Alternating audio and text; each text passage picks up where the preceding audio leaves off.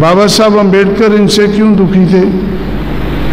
आखिरी दिनों में वो कहते थे कि इन लोगों ने मुझे धोखा दिया है, क्योंकि वो सोचते थे कि ये समाज के लिए कुछ करेंगे। लेकिन बाबा साहब के पीछे भी ये पड़े रहते थे कि बाबा साहब हमारा प्रमोशन, हमारा ट्रांसफ़र, हम इस पोस्ट पर चले गए हैं, लेकिन जहां इन्होंने पोस्टिंग किया है वहां पैसा कम है।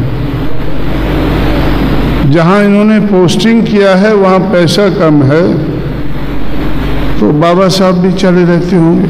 मुझे दिल्ली में अभी कुछ जानकारी हुई है पुराने लोगों से कि बाबा साहब ज़्यादातर इन लोगों के लिए चले रहते किसी न किसी मंत्री के पास, तो भाई इसका ये ट्रांसफ़र का देखें, थोड़ा इसका प्रमोशन का देखें।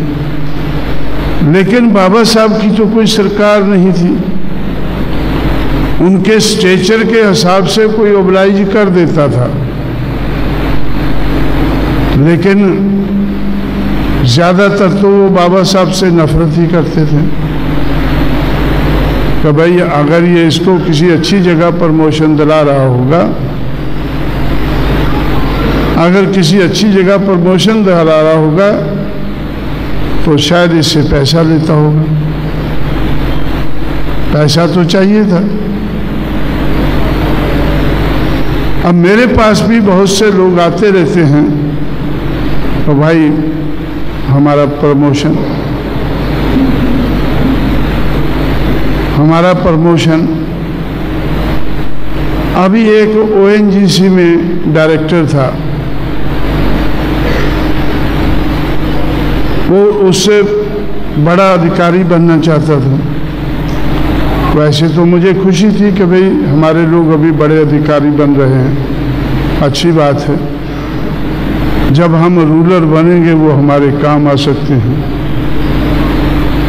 लेकिन रूलर बनना भी तो मुश्किल हो जाता है, उनके सहयोग के बगैर रूलर बनना भी मुश्किल है।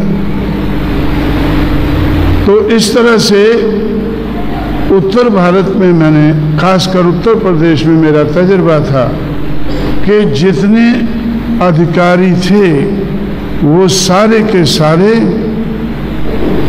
कांग्रेस पार्टी के जो शेड्यूल कास्ट के चमचे थे, उनके ये लोग चमचे थे, चमचों के चमचे